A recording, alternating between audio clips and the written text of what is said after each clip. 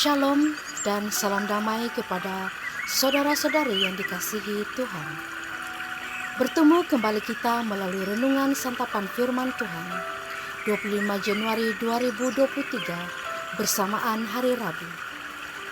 Bacaan renungan diambil dari Injil Markus bab 16 ayat 15 hingga 18. Marilah kita hening seketika, mempersiapkan diri untuk mendengar firman Tuhan dan renungannya.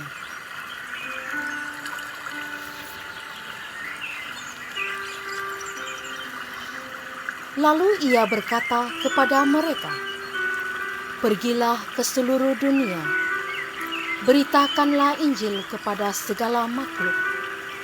Siapa yang percaya dan dibaptis akan diselamatkan, tetapi siapa yang tidak percaya akan dihukum. Tanda-tanda ini akan menyertai orang yang percaya. Mereka akan mengusir setan-setan demi namaku. Mereka akan berbicara dalam bahasa-bahasa yang baru bagi mereka. Mereka akan memegang ular, dan sekalipun mereka minum racun maut, mereka tidak akan mendapat celaka. Mereka akan meletakkan tangannya atas orang sakit, dan orang itu akan sembuh." Demikianlah sabda Tuhan.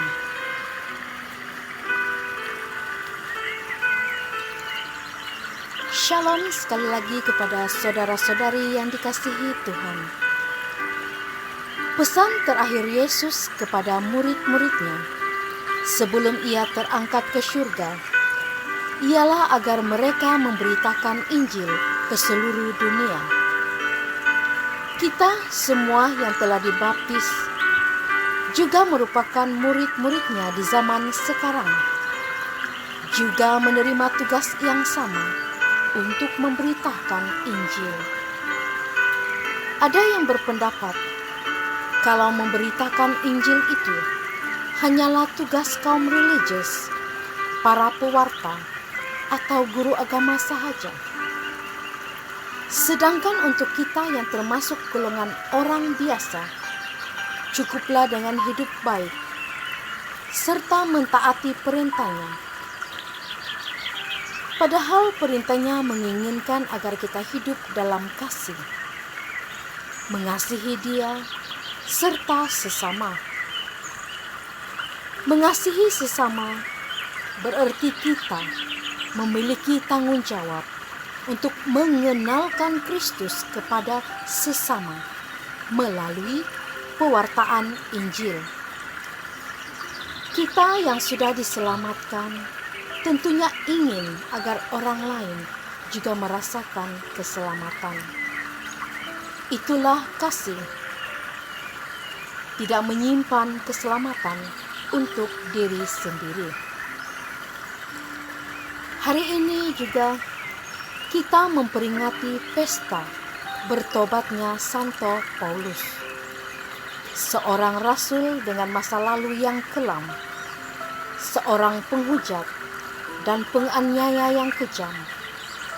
Namun setelah pertobatannya, dia dipakai oleh Tuhan secara luar biasa. Ramai orang bertobat dan diselamatkan berkat pemberitaan Injilnya. Mungkin kita tidak memiliki kemampuan seperti kaum religius atau para pewarta, namun kita boleh mewartakan Injil dalam kehidupan kita sehari-hari melalui sikap ramah, sabar, lemah lembut, tabah menghadapi cobaan, dan suka membantu sesama yang berada di dalam kesulitan. Dengan demikian, sesama yang akan dapat melihat Yesus yang ada di dalam diri kita.